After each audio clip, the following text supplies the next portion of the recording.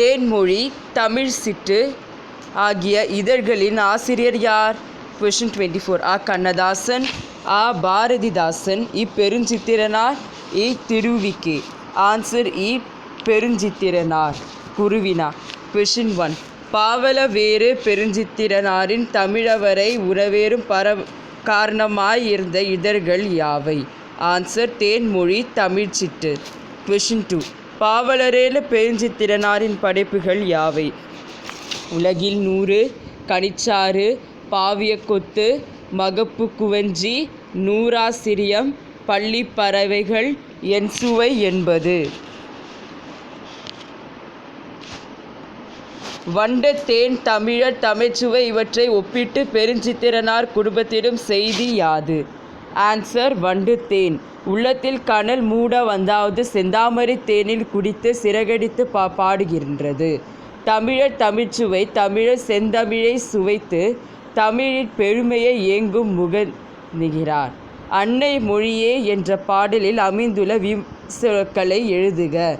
Answer செந்தமிழே, மாண்புகழே, நறுங்கனியே, என்தொகையே, பேரரசே, நற்கனியே, தென்னன் மகளே, சிலம்பே. Question 5. 14 மேற்கணக்கு நூல்கள் எவை? எட்டுத்தொகை, பட்டுப்பாடு.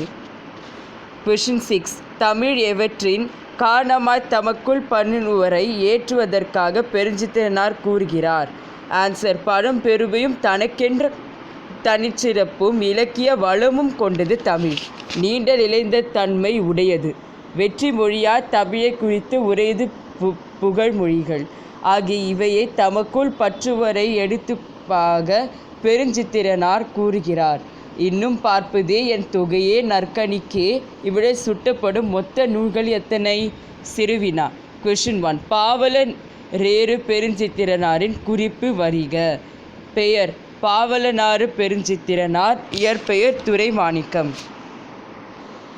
ஊர் சேலம் மாவட்டமுள்ள சுமத்திரம். பெற்றோர் துரைசாமி, குஞ்சம்மாள். இன்றைய நூல்கள்: கனிச்சாறு, ஐயை, கொய்யாக்கனி, பாவியக்குத்து, பள்ளிப்பறவைகள், நூறாசிரியம், என் சுவை என்பது, மகப்புரு வஞ்சி, சிரிப்பு. இவரின் திருக்குறள் மெய்ப்பொருளே தமிழுக்கு கருவூலமாக அமைத்தது. காலம் 10 மார்ச் 1933 முதல் 11 ஜூன் 1995 வரை. Question 2. முத்தோராம் யாண்டும் முகந்த தனித்தமிழே என்ற பாவலரேறு பெருஞ்சித்திரனாரின் கூறிய காரணம் யாது? ஆன்சர் செருமை மிகுந்த தமிழே, என்னுயிரே சொல்வதற்கு அரிதான் உண்டையென பெருவலை என் தமிழ் நாக்கு எவ்வாறு என விரித்திருக்கும்.